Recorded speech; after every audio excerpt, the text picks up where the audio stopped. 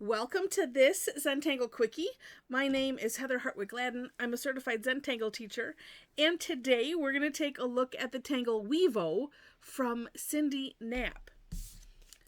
This is a neat one, and while it's on Tangle Patterns, which is where I found this, this was sent out by Linda maybe a couple days ago, something like that. Really neat tangle, and she mentions that it shares DNA. I like how she words that. Shares DNA with the Zentangle original tangle Kiko.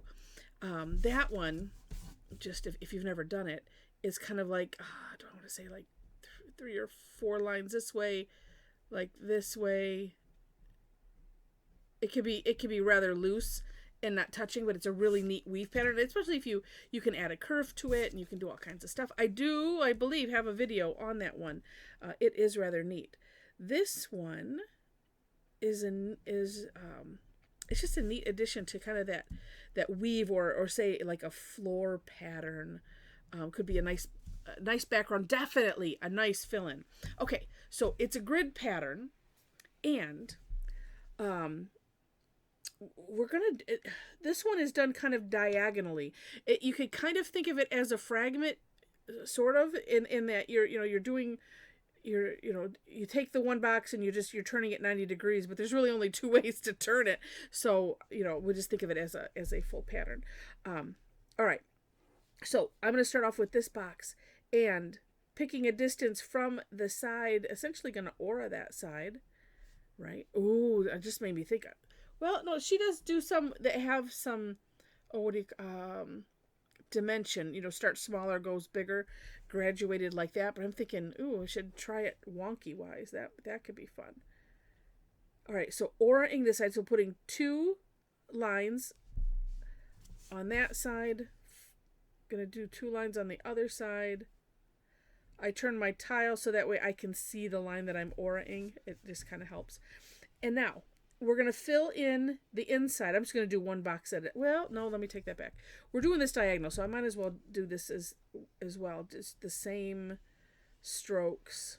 Sometimes I like to finish one. Depends on the tangle. This one isn't so bad. Although you could, I suppose, get a little confused because of the lines, get eyeball confused because the lines could kind of run together, I suppose. All right, now we're going to fill in these section with lines going, in a 90-degree angle to that. So crosswise, or I guess if that's vertical, we're going to go horizontal. I always have to think and make sure I have it. It's so silly. I always get the names mixed up. I don't know why. I have not properly associated them with something. So here's one thing. You could do it in half if you really want to work to make them even. And then split the top half in half. And then the bottom half, well, close. And then in half again. And again. And again. And it's close. Like that. It's one way to make things even. I do this a lot with like the fan type shapes. Actually, I do it when I can. I always get a little bit freaked out if it's like, no, you have to put 3 lines in it where it's an odd number. It's like, no, I like to subdivide and like that. Don't make me put a weird number in. All right, so we have this. Then same thing, but like I said, turning your tile, your paper 90 degrees, same thing all over again. 2 lines, big lines, and you don't have to turn your tile. Sometimes I do, sometimes I don't. I try to do it a lot of times, and especially if I start feeling I was going to use the word annoyed. Unsettled maybe is a better word. I don't know. Sometimes it's just like, oh, sorry, I whacked the camera. I tapped it with the pen. Sometimes it's just like, it is a frustration. And so I was like, just turn the tile so you can clearly see the space that, that we're kind of working against. And it's not even necessarily that it's in an aura-ing situation. It's just, I need to see this so I can do down here. And so if you find yourself just feeling uncomfortable sometimes with the tangling. That, it's just a thought. Could be. All right. It's just such a nice, calm pattern, just straight lines. That's all it is. No worries, no anything. It's very, very nice. Okay. Now, for some shading.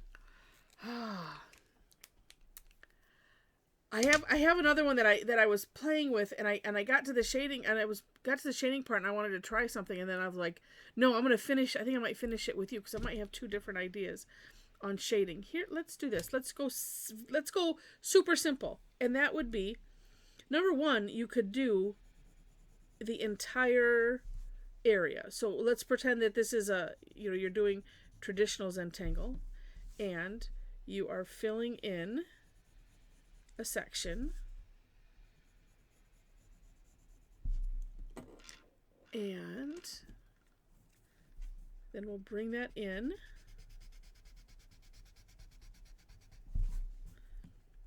because that's definitely something that you could do. You don't always have to, sometimes you just don't have to do any more than that if you don't want to. If you want to add shading and you're like, oh, I don't know what to do. Yeah, just do this. And that looks neat. It gives it kind of like, what do you call it? Like a resin, not resin. I'm thinking like it'll put like stickers. I'm picturing like on a computer or something, and it is sort of resin or like enamel, something where it's bendy. it's got an edge to it. My words are escaping me today. I kind of want that darker on the edge. Well, and I guess I'm thinking fancier stickers than what they do now. I've just seen that where, it's kind of plasticky, like a resin, and then, the edges are rounded. It's kind of like a dome. Oh, that looks much better. Yeah. Sometimes just go a little bit darker, especially right to the edge, and it just really, really makes a difference. So you could do that. Could even, well, no, you could. Here, let's do this. So that's one thing, and I like to do these in stages so we can kind of see and explore. Then, if you wanted to, on either side of your grid line, just cross it. And then this, I'm pulling it out on both sides. So I'm kind of doing the circles somewhat, working to make it somewhat even on both sides. That one way was seemingly darker. Oh, maybe not. In there, and then it could look like, little tiles. Now here's the other thought I had, and I already put the graphite here, because one of the Heather's rules of shading is to put the graphite where things kind of look like they're tucking under, and so here, where you have lines that are, perpendicular, like so. The end of this is getting floppy. That's driving me nuts. Okay.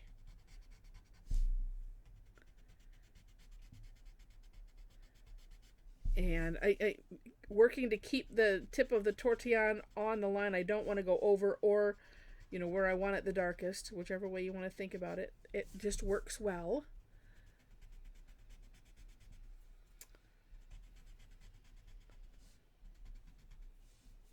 Here. Okay, so that is neat all by itself. Where is this one? There it is. Didn't go to the edges. That could be just kind of cool as it is, but my further thought is this, because these lines tuck in there.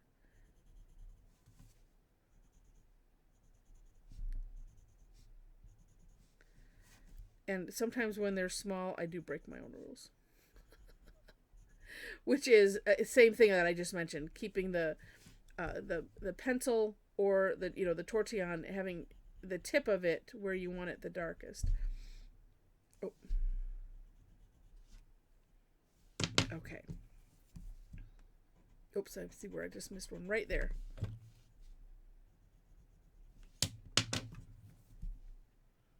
Oh, I think it's going to look neat. And then if I brought it out further, I'm going to need to remember this one. I know somebody will remind me. I think this one would look so cool. Making it look, metallic, shiny. And, do it on a toned paper. And I'm just going barely in. If I brought it out more, I could probably do it with on the white, I'm sure. But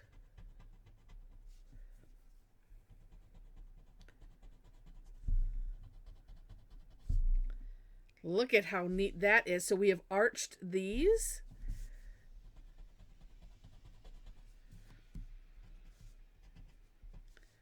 Did I get them all? Now we have made it really like multi-dimensional. And it just depends on what you feel like doing, the look that you want to, that you want to achieve. Oh, there it is. I knew I missed one. Okay. Up to you. But, just wow. All right. Well, I hope you enjoyed this. If you did, would love it if you click on the like button. And then if you liked it enough to see more, would love it if you click to subscribe to the channel. I'm going to try something else while I'm talking. Just because I can't resist. I'm going to make it a little bit darker. Oh. Shading is such the magic in Zentangle. Oh my gosh. Oh, it just really is. Okay. In the description section, you will find links to the step outs. And then below that, you will find ways to connect with me if you wish. And we just got done with a class fun with shading. And so oh my gosh, that is so cool. I'm still reeling a little bit from it because it's always so much fun. And so, hence. If you're interested in classes like that one happened to be one that was paid. So I do a lot of classes that are free. If you don't see a price on it, that means it's free. And generally, mine are, $25. I do have Zentangle Essentials coming up. So if you have not taken, I don't like the term beginner, but if you've not taken a class where they explain the method from, a certified teacher, mine is coming up at the end of this month on the 5th Tuesday. I should do these in some sort of order so that way it's not like seek and find here. Look at the extra drama that I just created from that. Oh my gosh, that is just the coolest. This looks like I didn't do it. This, I'm seeing little. It's not a pencil line because this is a colorless blender, but all right, enough of that. I'll just sit here and play all day. That would be fun, wouldn't it? Someday we'll have a marathon or something. Drop it. Maybe I'll once again attempt to do a YouTube live or something. So anyway, yeah, the description section below the links to the step out is my link tree. You'll find all my social media there. Ways to follow me for classes. I do want to highlight our Tangle Addicts Facebook community group. If you would like to be a part of an amazing community of tanglers, and I like to say it's a safe space for, because a lot of people are nervous about, putting their stuff out there. I dare say don't be. In our group, we have just a great community that it keeps growing, and it keeps growing with like-minded, positive people that come from all walks of life, all levels of ability, and some disability too. And we just like to celebrate each other's wins. It's such a beautiful community. I just love it. So there are 4 questions though to answer in order to gain entry, just so you're aware. But come and join us. We have a lot of fun. Let's see, I mentioned free classes and some that are paid, all of that stuff. And I think that's about it. So with that, thanks so much for watching, and I wish you happy tangling.